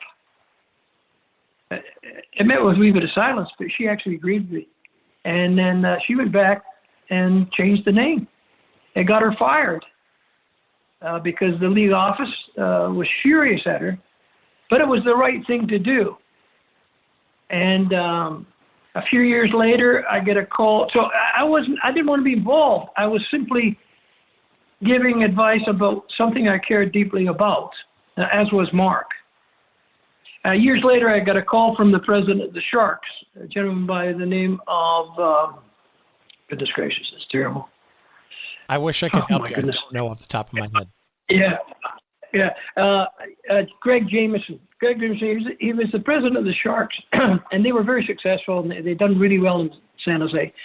They were in with the city government. They were in the Chamber of Commerce. They've done great things. So anyway, I got a call from him, and he had agreed to take over the Earthquakes for 1 year and run it for AEG. So he was going to run it under the Sharks organization. And he thought it could be successful. So he asked me to come in and run it. And I said, I will, but I'm going to run it completely independent of you, the Sharks organization, because we have to build it ourselves and we have to do it in our own, stand on our own 2 feet. So we did. And I have great respect for Greg Jameson. He was great. After a year, we had a very good year. The Crows were great. There was growing. After a year, Greg Jameson decided to put a group of guys together to buy out the Sharks ownership, and he became an owner of the Sharks. Well, he could not convince them to also buy out the Earthquakes. So the ownership, if you will, went back to AEG. However, AEG, who was headed up by Tim Lewicki, AEG also decided let San Jose run it itself, but we always felt we were kind of a redheaded stepchild, to be honest. So AEG had the ownership, but we ran it, and we ran it very, very successfully. And that year in the league, oh, by the way, I have to say this too. I met with the commissioner very early when I joined, and he said, "Oh, I'm really happy to have you here. I heard a lot of good things, but I've got to tell you, we had this woman there, and she changed the name back, and it was a stupid idea." And I said, "No, you got to be mad at me because I'm the guy that convinced her to do so." So him and I never got off to the best start, but hey, you got to do what you got to do, and that's what I believed. So next thing you know, that league that year, the darling of the league was LA. The Galaxy had built a new stadium. Home Depot was open. The Earthquakes are kind of like this redheaded stepchild out of the way. But we had a great team, and we were selling out crowds. Sold out the stadium at 26,000. And we won the whole thing that year, and we won it in their place. So we won it at Home Depot. We knocked LA out on our way. So yeah, and you beat my Chicago Fire that year. Yes, I remember that vividly. A great team. And the amount of people that came from Chicago for that game, unbelievable. The general manager there, Peter Witz, I was going to say, but Peter was great. Dave Sarakin had built a great team. But we beat, some people say that was the best final ever. We beat them, and we beat them well. And so, yeah, you're absolutely right.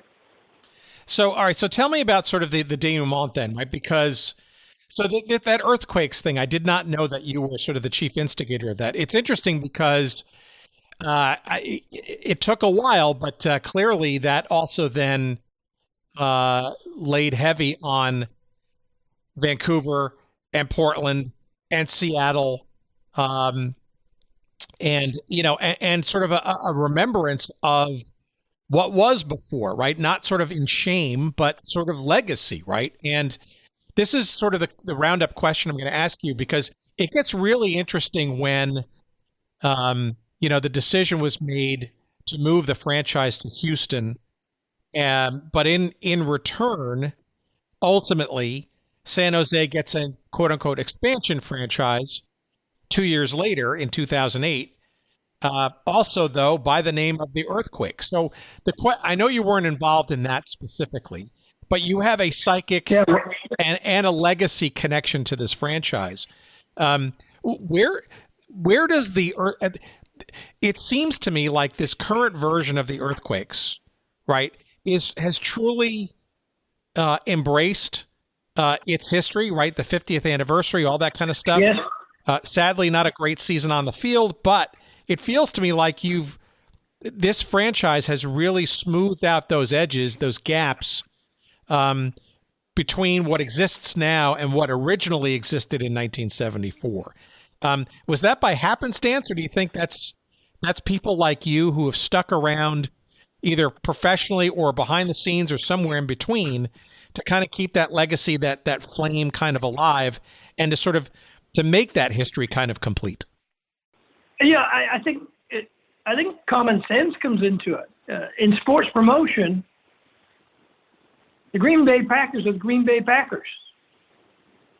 That's the way it is. I mean, the San Francisco 49ers have a heritage, have a generation after generation following them.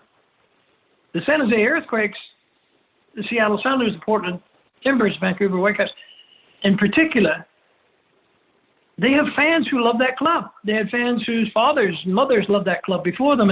And you look at the end zone in Portland. Yeah, there's nothing more needs to be said. That should be the dream of American franchises. Looking at the way they're supported and the love they have for the club and whatnot. So I think it's common sense. The league eventually, I believe, got common sense and realized that.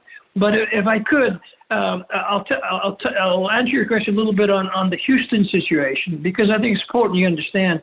And the other thing is, again, there's things I never wanted to hurt the game or the club, but you know, I'm an old man now, and I may as well tell you exactly what happens because it fills in the blanks. What happened is after we won it in L.A., and we were a great team at that time. We had, of 18 players in the Earthquakes, 15 of them had been national team players. If you look at any club today, not a chance, right? So we had a great club, and but just at the end of the season, I went down for a general managers meeting in conjunction with a pre-draft camp, and to look at the college draft guys. And so I was down there. But just before I left San Jose, I got a call, and it was Tim Lewicki, and he said, we're going to sell the franchise to Club America in Mexico. And Club America is playing an exhibition game tonight in San Jose, and I would like you to go and meet the president and talk to him and whatnot. Well, it was a shock to me. What are you talking about? We just won. We're the best team in America. And so it didn't make any sense. I went in and met with the Club America guy, and he told me, well, the Chivas was our rivals, and the Chivas had come to L.A., and we would like to buy this club, and we would like to bring all our players in, and we'd treat it like a farm club, and da-da-da. Well, he's talking to the wrong guy, right? I mean, my deal was building the game in America, and that's what I believe in. And sorry, so this was around the same time. This was around the same time that Chivas came in and set up Chivas USA, right? Yes, Chivas, I think, were already in or just coming in, and Club America wanted to buy the Earthquakes. I did not know. So that's interesting. I mean, in all fairness, that had leaked out and had become quite a big deal. So it wasn't. By the time I got down to LA to the general managers meeting and the draft meeting, I met with Lewicki and he said, no, it's true. We're going to sell it to Club America, and they're going to bring their own players. And I said, just answer one question. Are you telling me that Americans are going to lose their job because they're Americans? And there was silence. And I went back. I decided I'm leaving. I'm resigning immediately. So I flew back up. I had a meeting in the office, 8 o'clock Monday morning, all staff present. And I told them I'm resigning. I think it'll screw up the Club America deal because I think they'll try to renegotiate because they have a hassle here. And but as of this morning, I'm out of here. I think you've got a year or two to find an owner in America and keep this club here. And my warning to you is it starts right now. It has to happen. So you got to get out. You not only have to run a franchise and draw crowds and whatnot, you got to get an owner. And so I'm pretty sure I got a lot of calls from different people in town, and I worked with a lot of people to try to keep the team in San Jose. AEG was running it, and they sent up Alexi Lalas to take over as general manager for me. Alexi, in all fairness to him, had come from LA, the Galaxy, and he had no background in the management side of it. So I think it's fair to say that he was kind of railroaded into an uncomfortable position, especially when you understand the fans of San Jose did not like LA, and they saw AEG as the enemy. And so, cut long story short, we got some fans, some of whom were legal, were lawyers and whatnot, and we got other people. We tried to get ownership, but we couldn't pull ownership together. And so the league came out and said they're going to move the team to Houston. It was Oscar De La Hoya, the boxer in Houston, that wanted to take it to Houston. But they wanted the whole team to go, and they wanted the champions of the league to be the first team in Houston, hardly an expansion team. However, some of the fans, the Earthquake fans, we had a lot of rallies through that year, and some of the fans had legal backgrounds, and they met with Don Garber, commissioner, and told him that legally there was going to be a fight here unless you worked to bring an expansion club back, and the expansion club would have all of the records, and the expansion club would be called the San Jose Earthquakes. And Don Garber agreed to that. And my hat is off to those guys that were just fans that fought to bring the club back. The next part of that scenario was that the Oakland A's, Lou Wolf and John Fisher were the owners there. They wanted to buy the Earthquakes, and they started the ball rolling. It took them a couple of years.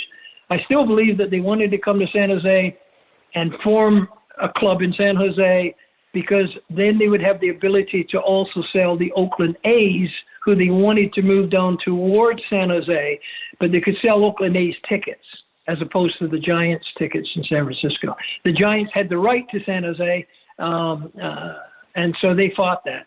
So the Oakland A's people, John Fisher and Lou Wolf, simply owned the Earthquakes.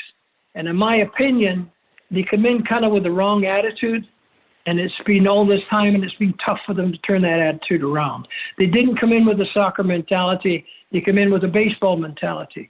And the people who ran the organization were baseball people. And every major decision, hiring a coach, hiring a director of soccer, building a stadium, it was all made by baseball people. And if you asked me to go run the Oakland A's, I wouldn't know where to start. So I made that opinion public, and I made it obvious, and I thought they had a long way to build, and I think they have had a long way coming back to being a powerhouse. And I explained to them at a very large banquet that the fans here know the game, and the fans here love the club, and the fans here deserve to, every time they buy a ticket, they deserve to feel that they're going to win, or they have a chance of winning. And that's the priority. And it took them a long way to learn that lesson, I believe. But in the last years, certainly they've been in a lot better, and they built the stadium, which is a great stadium. And I even got involved in building the stadium, but that's another story. Again, my friend, you're asking the questions, and I'm telling you straight from the heart what happened there. No, I love that park, and but it has been quite frustrating, I think, being a fan since, way back in 2012, right? I mean, it's been not very good to the franchise, and this year not much better. I do think the crowning achievement though this year, and maybe the glimmer of hope for the future, has been what transpired a couple of months ago, that 50th anniversary, tying back to the heritage of this club, right? One of the handful of clubs that can lay claim to that kind of legacy, that kind of history, that kind of importance in the American game.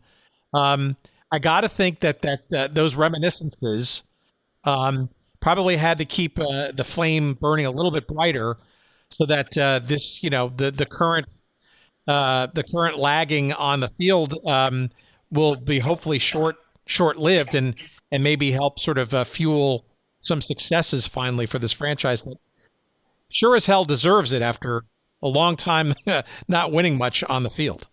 Yeah, I agree with you 100%. The bottom line is that you got to be, if you run a professional franchise in sports, you got to, the sport is the business.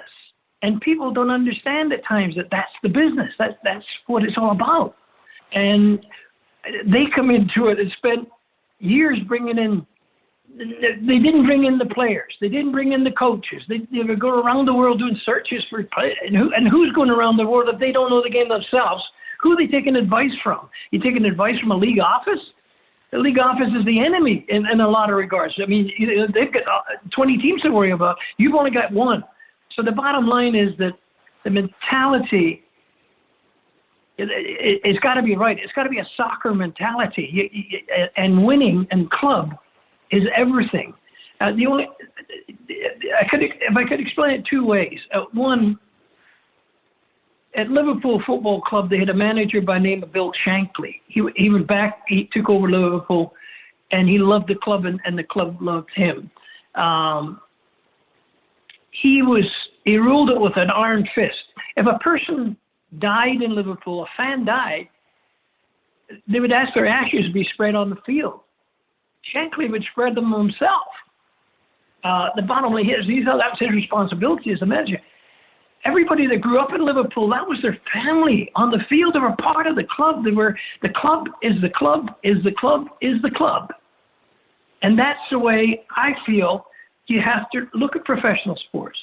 My very first meeting when I took over the Earthquakes this last time, the Sharks people come in with me, and we pulled all of the Earthquake people in. I hadn't met none of them, except Frank Gallup. I'd met him, the coach. I'd met him for a few days.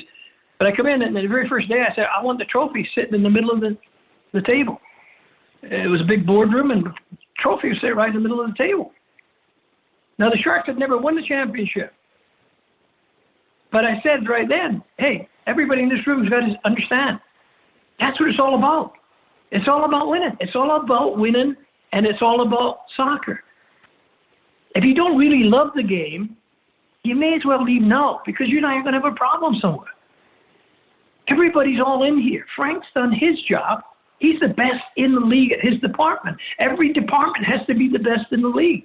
This is all about winning. It's all about giving the fans satisfaction for their money. So that's kind of where I come from. It's the club is everything. And that's why we were there 50 years later. And I think what hurt them, the baseball people, when they come in, they didn't understand that concept. And it's taken them a long time and a lot of bad advice and some bad decisions. I think they've turned it around. I think they got younger people, soccer people that are trying. And I wish the club nothing but the best. But we need to get back to winning. We need to get back to being a place where the best players in this country want to come play for us. So I'm sorry to ramble, but that's kind of the way I feel. No, it's understandable. And if anybody who has the right to have that opinion, it's people like you who have been part of this club arguably since the beginning, right? And I guess I want to ask the final wind-up question here is, what's your take on the state of Major League Soccer in the United States, the money in sports generally? Are we, 30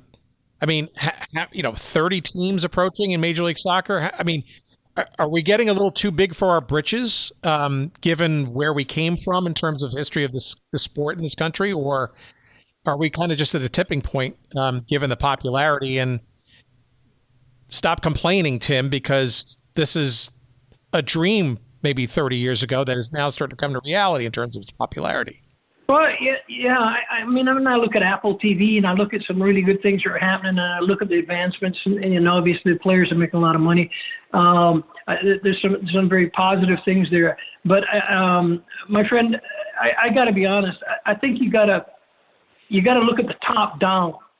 What I mean by that is United States Soccer Federation on down to the leagues. The league, Major League Soccer, can't run the United States Soccer Federation, and it largely does. But the bottom line is that we built this game with guys who were making almost no money. But even more importantly, there was other people building youth soccer that were fathers of kids that were doing it for nothing. There were people who were running the leagues that were doing it for nothing. And they all grew up loving the game and getting better. And all of our dreams was one thing: America winning a World Cup in our lifetime. And I'm sad to say that 50 years later, we don't look like it at all. 50 years later, we don't look like it at all. And you have to start looking at, okay, how can we change that? What's going wrong here?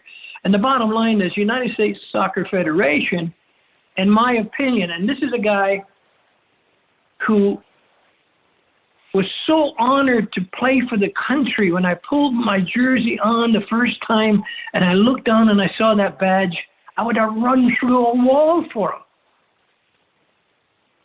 I mean, this building the game here and getting a chance to play for this country, the greatest country in the world, is unbelievable. And yet today we have a situation of people making a fortune running a federation, some of them stealing from it. We've got players that are playing all around the world and not playing here. They don't care about this league that we've tried to build. They care about themselves and their monies and their agents. It's frustrating. And I think there's remedies on the way through, but I'm speaking to you straight from my heart.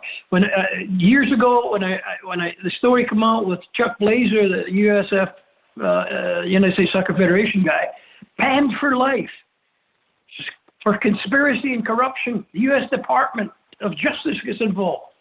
The whole of FIFA almost collapsed. 9 FIFA guys and 9 FIFA presidents and 5 corporate executives get fired and banned for life, some of them in jail. And I'm thinking, what's happened to our game? How could that happen in America? How could a guy steal that much money from our game right here with everybody else who's working at the Federation not knowing it? And ironically, right after he was busted and he spilled the beans, a lot of people left the United States Soccer Federation very quickly. The man had millions of dollars on an American Express credit card over years, and nobody checked. So it has to be changed completely, the lookout. It has to get back to the game, and it has to get back to how do we produce players, and how do we produce players that are honored to play for the country. And I'm different from most people on this issue, and a lot of people think I'm absolutely stupid and it's all wrong. But the way I see it, for this game to make it above Major League Soccer, us winning a World Cup is going to do it. When we saw the impact of the women winning the first World Cup, it changed the American game in this country for the women. It has to happen for the men. I object. Are you optimistic? Are you optimistic for 2026? It's less than 2 years away now, and we're the bulk of what this competition is going to be here in the United States. Are you optimistic about that being a shot in the arm for the game here again?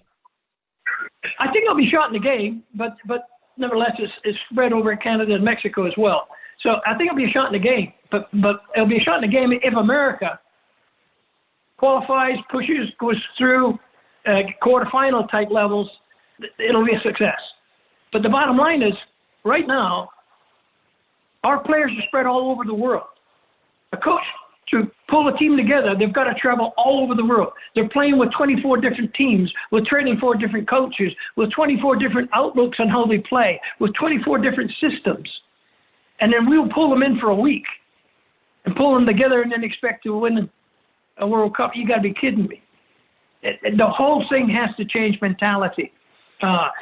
In my opinion, the players of this country have got to go back to the mentality of we're building this game, and we want to make a living, we want to get ahead, but we don't have to be millionaires. I think the United States Soccer Federation should be offering contracts to young guys coming up to stay in this league and to make this league the best league in the world. It'll take forever to do it, but you have to start somewhere. And selling guys overseas that go overseas, and half of them are not even playing, not even in the starting lineup, and presuming that that's going to build the game over here, no, it's not. We should have seen the best of the best players playing in this country. And it can be done very simply. You go to guys and you say, we think you're a future U.S. national team player. We think you'll get the honor of playing and being something to build for 10 years out. Not this next World Cup, 10 years out, maybe more. You won't be there the whole 10 years, but you'll be the start of it. And when you're through playing at the national team level, We'll make sure that you've got enough coaching education on the way through that you'll become part of our overall program. And you will have a contract for a long, long time. If this game is what you want to do, we can do it. But we got 1 million kids that are coming up that want you to be the heroes. They want to see you as a hero, and you got to stay in this country. If you want to go play in Europe, that's fine. You're just no longer a national team player, because we're going to build this thing, and it's going to take us 10 years, 15 years, but we're going to do it. It has to happen, but it won't. As long as people are making the money they're making and agents are dragging guys overseas and convincing them that it's the best way to go. Now, there's a ramble. No, very interesting and very pointed. And look, I think there are a lot of people who have very similar passionate. I mean, in some respects, it's a blessing that we have this level of conversation and conjecture, because 40 years ago, 35 years ago, even 30 years ago, maybe even 25 years ago, you couldn't even imagine the embarrassment of riches that we have now in terms of how much of the game we have available to us, the relative stability of the league, warts and all, just people, the seriousness and the majorness of the sport of soccer now in this country professionally still has a long way to go. But I mean, soccer specific stadiums, I mean, that's dreamland not too long ago, right? So in some respects, this is a high order problem / issue. And it maybe speaks to the fact that now it's time to get serious, right? And the mechanisms for that level of success are absolutely, the resources are there. It's just a matter of will and coordinating all those resources in the appropriate manner. I think that's where your passion is leading us to. Yeah, you're absolutely right. When we hosted the World Cup, 94 or whatever, I was with Apple at the time, and Apple made you take 6 weeks off, a sabbatical every 5 years, and told you to get out of town and rethink everything. But anyway, I took my 6 weeks to watch the World Cup. I saw every game going. I was all over the place. It was fabulous. It was the most successful World Cup going. But when people said to me that was the most successful World Cup to that time, I said, no, it wasn't, because we didn't win it. So it's success. TV ratings is success, money that's generated. The core of it, again, gets back to the business of winning.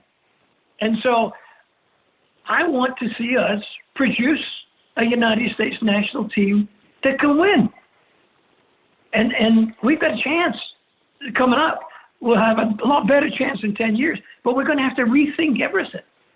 We don't need all those people sitting in offices at the United States Soccer Federation making $500,000 a year and not have a national team that can get results. We need to get back to the game. And I think there's a money side of it, certainly. And FIFA wants the money. I don't give a damn about the money. If we're successful and could get to a World Cup semifinal, quarterfinal, semifinal, it would make this game in this country go to places that we never dreamed of. It would make the average American relook at this game and say, "Whew, it's a hell of a game. That's a hell of a game." And if the best players were playing it, they'd be watching San Jose against Portland instead of Tottenham against Arsenal.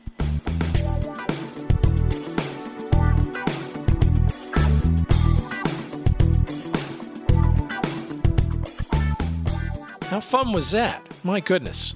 Man is just a treasure trove of memories and great history and all that stuff. And nobody embodies the 1970s, 1980s, and beyond history of the sport of soccer in the United States than one Johnny Moore. Yes, he a U.S. Soccer Hall of Famer.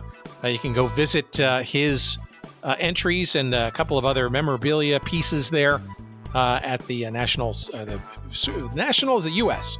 National Soccer Hall of Fame. Wow, it's all the same place. It's in Frisco, Texas, right attached there to the stadium there that the FC Dallas MLS team plays in there, and it's a well worth a visit when you're in the Dallas-Fort Worth Metroplex area. Our thanks again to Johnny, and if you really want to get a deep dive into what it was like in his and the team's earliest years, the San Jose Earthquakes, that is.